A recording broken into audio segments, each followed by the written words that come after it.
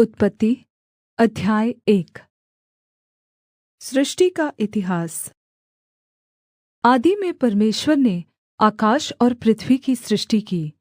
पृथ्वी बेडौल और सुनसान पड़ी थी और गहरे जल के ऊपर अंधियारा था, तथा परमेश्वर का आत्मा जल के ऊपर मण्डराता था। पहला दिन, उजियाला। तब परमेश्वर ने कहा, उजियाला हो, तो उजियाला हो गया। और परमेश्वर ने उजियाले को देखा कि अच्छा है, और परमेश्वर ने उजियाले को अंधियारे से अलग किया। और परमेश्वर ने उजियाले को दिन और अंधियारे को रात कहा, तथा साँझ हुई, फिर भोर हुआ। इस प्रकार पहला दिन हो गया। दूसरा दिन, आकाश। फिर परमेश्वर ने कहा, जल के बीच एक ऐसा अन्तर हो कि जल दो भाग हो जाए। तब परमेश्वर ने एक अन्तर करके उसके नीचे के जल और उसके ऊपर के जल को अलगअलग किया, और वैसा ही हो गया। और परमेश्वर ने उस अन्तर को आकाश कहा, तथा साँझ हुई, फिर भोर हुआ। इस प्रकार दूसरा दिन हो गया। तीसरा दिन, सूखी धरती और पेड़पौधे। फिर परमेश्वर ने कहा, आकाश के नीचे का जल एक स्थान में इकट्ठा हो जाए और सूखी भूमि दिखाई दे, और वैसा ही हो गया। और परमेश्वर ने सूखी भूमि को पृथ्वी कहा, तथा जो जल इकट्ठा हुआ उसको उसने समुद्र कहा। और परमेश्वर ने देखा कि अच्छा है। फिर परमेश्वर ने कहा, पृथ्वी से हरी घास तथा बीज वाले छोटे-छोटे पेड़ और फलदाई वृक्ष भी, जिनके बीज उन्हीं में एक-एक की जाति के अनुसार होते हैं, पृथ्वी पर उगे, और वैसा ही हो गया। इस प्रकार पृथ्वी से हरी घास और छोटे-छोटे पेड़, जिनमें अपनी-अपनी जाति के अनुसार बीज होता है, और फलदाई वृक्ष, जिनके बीज एक-एक की जाति के अनुसार उन्हीं में होते हैं, उगे। और परमेश्वर ने देखा कि अच्छा है। तथा साँझ हुई, फिर भोर हुआ। इस प्रकार तीसरा दिन हो गया। चौथा दिन, सूरज, चाँद और तारे।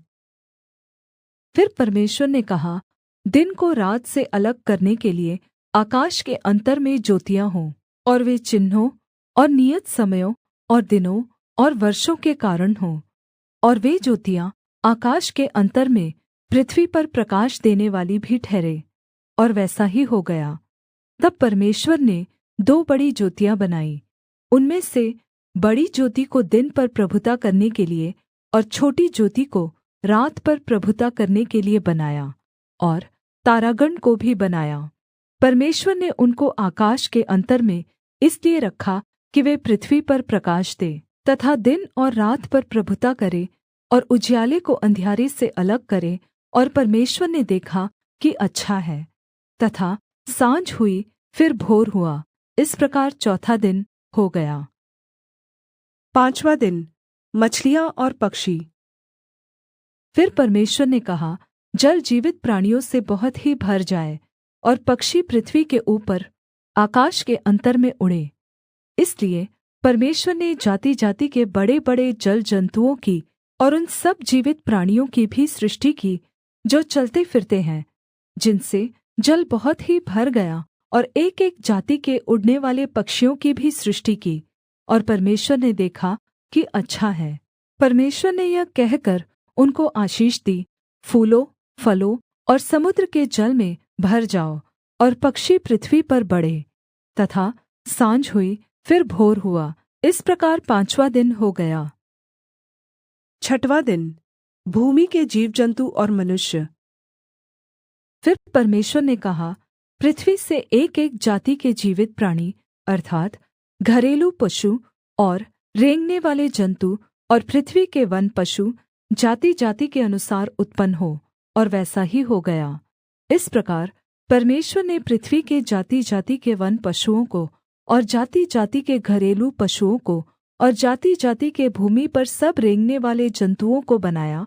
और परमेश्वर ने देखा कि अच्छा है। फिर परमेश्वर ने कहा, हम मनुष्य को अपने स्वरूप के अनुसार अपनी समानता में बनाएँ, और वे समुद्र की मछलियों और आकाश के पक्षियों और घरेलू पशुओं और सारी पृथ्वी पर और सब रेंगने वाले जन्तुओं पर, जो पृथ्वी पर रेंगते हैं, अधिकार रखें। तब परमेश्वर ने अपने स्वरूप में मनुष्य को रचा, अपने ही स्वरूप में परमेश्वर ने मनुष्य की रचना की, पुरुष और स्त्री के रूप में उसने मनुष्यों की सृष्टि की। और परमेश्वर ने उनको आशीष दी और उनसे कहा, फूलो फलो और पृथ्वी में भर जाओ और उसको अपने वश में कर लो, और समुद्र की मछलियों तथा आकाश के पक्षियों और पृथ्वी पर रेंगने वाले सब जन्तुओं पर अधिकार रखो। फिर परमेश्वर ने उनसे कहा, सुनो, जितने बीज वाले छोटे-छोटे पेड़ सारी पृथ्वी के ऊपर हैं, और जितने वृक्षों में बीज वाले फल होते हैं, वे सब मैंने तुम को दिए हैं, वे तुम्हारे भोजन के लिये हैं। और जितने पृथ्वी के पशु और आकाश के पक्षी और पृथ्वी पर रेंगने वाले जन्तु हैं, जिनमें जीवन का प्राण है, उन सब के खाने के लिये मैंने सब हरे-हरे छोटे पेड़ दिए हैं। और वैसा ही हो गया। तब परमेश्वर ने जो कुछ बनाया था सब को देखा, तो क्या देखा कि वह बहुत ही अच्छा है। तथा साँझ हुई, फिर भोर हुआ, इस प्रकार छठवाँ दिन हो गया।